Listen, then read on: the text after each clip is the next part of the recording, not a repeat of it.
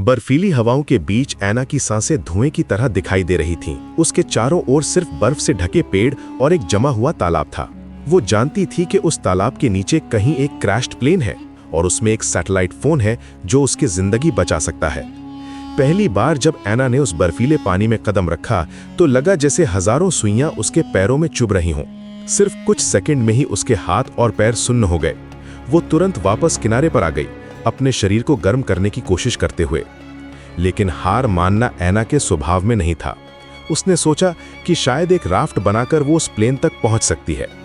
आसपास की लकड़ियों को इकट्ठा करके और अपने मृत बॉयफ्रेंड के बैंडेजेस का इस्तेमाल करके उसने एक मेकशिफ्ट राफ्ट बनाने की कोशिश की। लेकिन जैसे ही वो उस पर चढ़ी, पूरा स्ट्रक्चर कोलैप्स हो गया। वो राफ्ट उसके पैर से सिर्फ 0.001 मिलीमीटर की दूरी पर गिरा। एक बाल बची दुर्घटना। मजरूर कभी कभी जिंदगी हमें ऐसी परिस्थितियों में डाल देती है जहां हमारे पास सिर्फ एक ही रास्ता बचता है, वो रास्ता जिससे हम सबसे ज्यादा डरते हैं। अना के लिए वो रास्ता था उस जमे हुए तालाब में तैरना।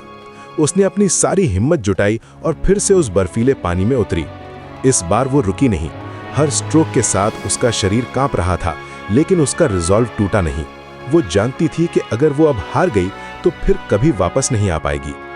जब वो उस जगह पहुंची जहां प्लेन क्रैश हुआ था तो उसने एक गहरी सांस ली और पानी के अंदर डाइव किया। 15 मीटर नीचे जाना आसान नहीं था।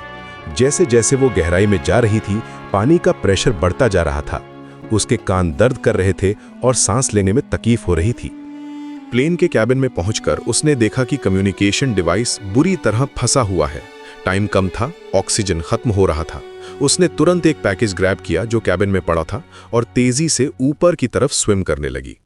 उसके लंग्स जल रहे थे, लगा जैसे वो सफोकेट हो जाएगी। किसी तरह वो सरफेस पर पहुंची, हांफते हुए, कांपते हुए। लेकिन वो जिंदा थी और उसके पास कुछ था जो शायद उसकी मदद कर सके। शोर पर वापस आकर ऐना ने सबसे पहले अपने बॉयफ्रेंड का बॉडी बैरी किया।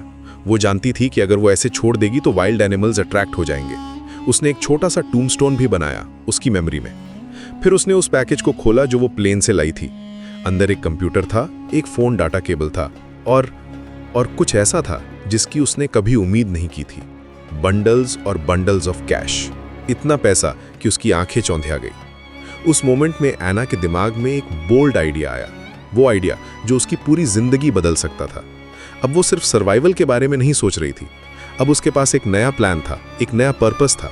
कभी कभी जिंदगी के सबसे डार्क मोमेंट्स में ही हमें अनएक्सपेक्टेड अपॉर्चुनिटीज मिलती हैं। ऐना की कहानी यहीं से एक नया मोड़ लेती है, जहां सर्वाइवल से कहीं बड़ा कुछ उसका इंतजार कर रहा है।